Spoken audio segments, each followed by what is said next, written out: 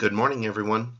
Today we are looking at some lessons from Isaiah chapter 13. Now, I'm only going to take two lessons from chapter 13, and they're both a little bit off of what we might normally pull directly from the text.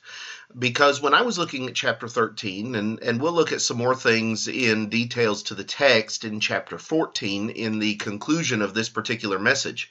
But when I was looking at chapter 13, there were a couple of things that really stuck out to me, even beyond the language of the text, that I wanted to spend a minute or two pointing out here. The first one is in the very recipient of the message in verse 1. It says, "The burden against Babylon which Isaiah the son of Amos saw." As a matter of fact, throughout this particular section of the book of Isaiah, you are going to have a number of different nations that God is going to bring messages to through Isaiah, or about through Isaiah. And even as you go through the prophets, you are going to have Obadiah who's going to preach to Edom. You're going to have Jonah who's going to preach to Nineveh. You're going to have others of the prophets that are going to have messages for the nations. And the point that I want to make is this. God did not just care about Israel. God did not just have messages for Israel. God was the God of all people, even in the Old Testament. You know, sometimes we have the idea that God is the God of everyone in the New Testament, but he was just the God of the Jews in the Old Testament.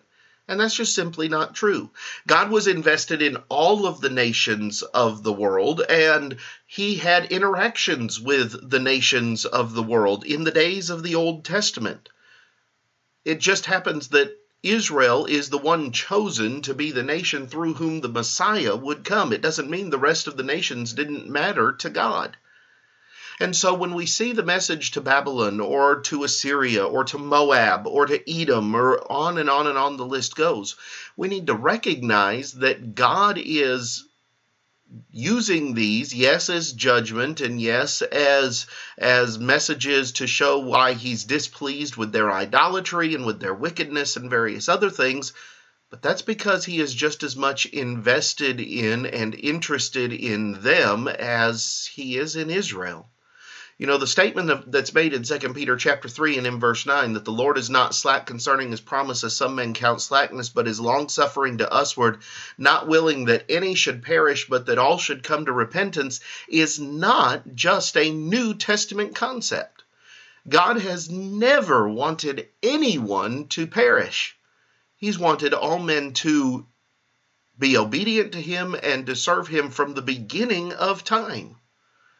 It just so happens that from the beginning of time, most men have chosen to go their own directions. And so we need to recognize that God is not just invested in Israel, he is invested in the other nations of the world as well. In the second place, when you come down to verse number 17, there's something striking that is found there. And that is the fact that God says through Isaiah, "Behold, I will stir up the Medes against them, who will not regard silver, and as for gold, they will not delight in it." It is interesting to note that here God gives a very specific prophecy through Isaiah. He says that the Babylonians are going to be overcome by the Medes, that the Medes are going to be the ones who are going to bring about the destruction of the Babylonians, that they will not regard silver, and as for gold, they will not delight in it.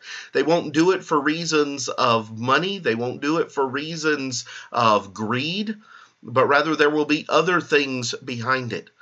One of the things that we need to recognize is that Isaiah is making this particular prophecy more than 150 years before we're going to read of the fall of Babylon to the Medes in the days of Daniel. This is not just some vague prophecy that God is going to make at a time right next to the coming of the Medo-Persian Empire. But instead, he is going to tell the Babylonians through Isaiah 150 years ahead of time that the Medes are going to be the downfall of the Babylonian Empire. And it's going to happen toward the end of the days of Daniel.